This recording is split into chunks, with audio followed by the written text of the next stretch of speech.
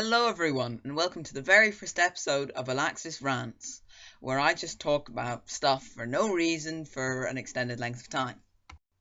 This episode is going to be about Valve's newly announced SteamBox and what implications this can have on PC gaming and gaming in general.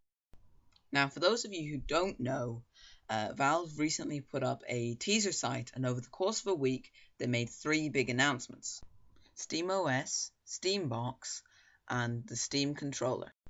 So I'm just going to go through them in order with all the information that we have on each. Firstly, we have SteamOS. SteamOS is a Linux-based operating system similar to Windows or Mac, but it seems to be specifically designed to play games in the living room. There will be a beta starting soon on it, which is quite exciting for those of us who are willing to give it a go. But it does seem to be pretty game exclusive, possibly due to its sort of Linux heritage. It'll be able to run more mundane things like word processing, but I feel that it's possibly likely that it will mainly be a games machine and media hub, because they have announced that there will be streaming and music and stuff. There might be things like Netflix and so on included, which would be quite nice. One of the nice things about SteamOS could be the fact that it would be a nice thing to game on once Windows starts to go south, because I don't personally like gaming on a Mac, and I don't think gaming on a Windows 8 is going to be appealing to a lot of people. So I feel that this could be a genuinely very good alternative. One of the other things that it could be nice for is even if you don't really need a new OS, like say Windows 7 remains popular and software updates and all still work for it, it could actually just be really cool anyway, especially for living room machines. And the two disadvantages are that it could be very living room centric, which could mean that it might not really work very well on a more traditional PC. Also, though I use Steam pretty much universally, it kind of eliminates competition, because it's unlikely that a Valve run OS would run things like Origin or, I don't know, Ubisoft's Uplay, even though they're pretty rubbish. But yeah, it is still a bad idea that there will be no competition for Valve. The second announcement that Valve made was the Steam Machine, or as everyone's actually going to call it, the SteamBox. The SteamBox is basically just a machine that runs SteamOS, that is sort of designed to work in the living room. One thing that we don't have a lot of info on it, the only real thing that we have confirmed is that it's not going to be made by Valve, so it's not really going to be a console, because I don't think they'll directly make they'll make 100% of their sales money, as opposed to they might license it. So it will be made by various different hardware manufacturers, which is probably for the best, considering Valve has never actually built any hardware before. Not that they couldn't pull it off, because Valve are just awesome. But there is a beta starting, and there will be 300 given out to testers. It's unlikely that you or me will actually get our hands on one. But if you do, it would be really cool. I've signed up for the beta myself, and I recommend you do as well, because it would be really awesome if you managed to get your hands on one. But for the moment, we don't really have a lot of info on the SteamBox. And finally, we have the Steam controller. Now, in my humble opinion, I think the Steam controller looks pretty awesome. I'm not a person who actually uses controllers most of the time, because I'm more of a keyboard and mouse person, but this controller might just convince me otherwise. Not everyone likes the touch interface, which is the idea that instead of trackpads, it has sort of touchy, iPad-y, touchy, screeny thingies where the joysticks would normally go. But I think this could be quite interesting because of the sort of the tactile feedback that they're going to incorporate into the device. It also has a touch screen in the center, which I'm not sure if I'll have a lot of use for it, because it looks kind of small, but it could be handy for displaying little things like I don't know, like a little mini map or something, like sort of like what they do with the Wii U gamepad, except on a much smaller scale. Could be quite handy.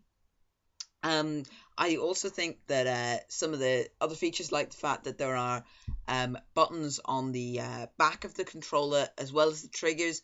There are sort of buttons that you can squeeze with your fists, as you can probably see from the diagram, which I think is pretty cool. I feel that I could use those. Um, it does look very precise, unlike joysticks, which I find a bit loose. That's just my experience with them, though, so it won't be the same for everyone. But yeah, I think it could be pretty cool. I know it's divided opinions, but people who've actually tried it, sort of games developers and stuff, have been quite happy with it. So yeah, I think it could provide a lot of interesting experiences. It seemed they've announced that it will work with any game, which is very ambitious. But knowing Valve, it could actually work. Like, I think it's got sort of configurable key bindings and things. I just think it could be really cool. I think I'd definitely buy one if it's reasonably priced. And it works with sort of no ordinary PCs. I'd buy one and give it a go. I'm quite excited for it. So what does this mean for PC gaming and gaming in general? Well, it will mean that Valve is, though it's not making the Steam boxes directly, it is going to be Valve's sort of foray into the console market. It will be going up again. We don't know when it will be released, probably not anytime soon, so it will not be released by the end of the year, certainly. But it could have great consequences on the living room experience. They're wisely not releasing it at the same time as the PS4 or the Xbox One, which is a stupid name that will probably be the subject of another discussion. But it does mean that a whole new player has entered the battle for the living room. I hope it doesn't just become sort of a Netflix box, which is sort of what has happened to my Wii U. But I think it could be quite exciting. I will probably stay gaming on my big rig in the back, but one feature that I haven't mentioned that really could revolutionize the market is the fact that Steam boxes can receive game streams from a PC. Now, why this is exciting is that it means that if you have a really powerful PC, or even just quite a powerful one like me, you can send the data from that PC and stream it live to your telly, which could be really nice. You get a nice big screen, and you can play in your living room. This could mean that the Steam boxes could be very cheap, and not have to have too much power to worry about.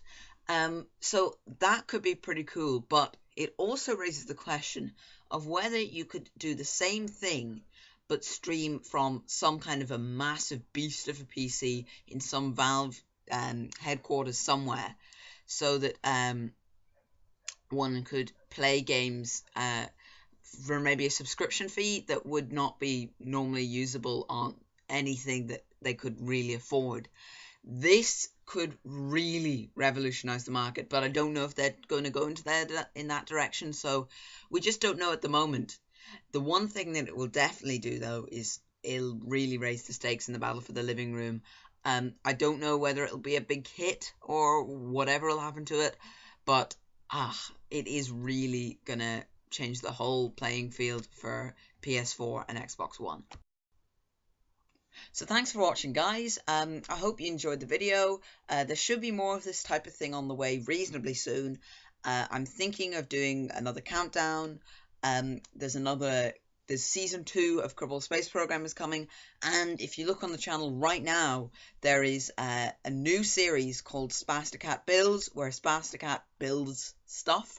The build is pretty amazing. I really recommend you go and see it. At the moment, he's going to do the Pokemon starters, and I think it's really cool. So I recommend you guys go and watch that video, because actually I think it looked amazing. I could never build something like that. So hats off to him. Thanks, guys, and I'll see you next episode.